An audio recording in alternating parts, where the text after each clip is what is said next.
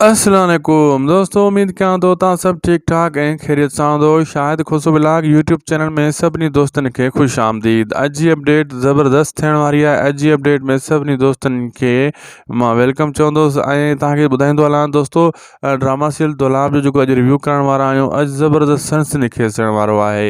Review खां पहिरियों नंढिड़ो अर्ज़ु कंदुसि तव्हां सभिनी भाइरनि खे त महिरबानी करे असांजे हिन यूट्यूब चैनल शाहिद खुशो ब्लॉग खे सब्सक्राइब करे छॾियो। ही पुराणो चैनल आहे, लगातार तव्हांखे अपडेट ॾेई रहियो आहे सिंधी शोबे जे हवाले सां, नवां पुराणे ड्रामनि ते सभिनी ते।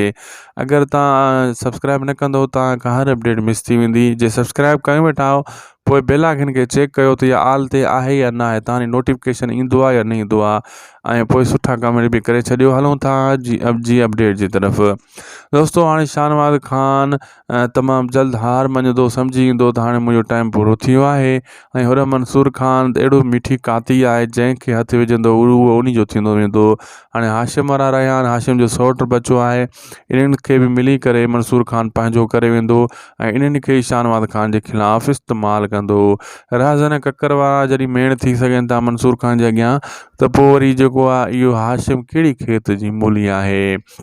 ऐं हाणे हाशिम जेको आहे पोइ इन जे ख़िलाफ़ु थींदो शाहनवाज़ ख़ान जो ढींगो ई ढेरी थींदो ऐं पुलिस में इहो गिरफ़्तार थींदो शख़्स, इन जी बुरी हालति थींदी। असांखे ॾींदा इजाज़त। शाहिद खुशो ब्लॉग खे ज़रूरु सब्सक्राइब कंदा, कमेंट कंदा सुठा सुठा। अल्लाह हाफ़िज़।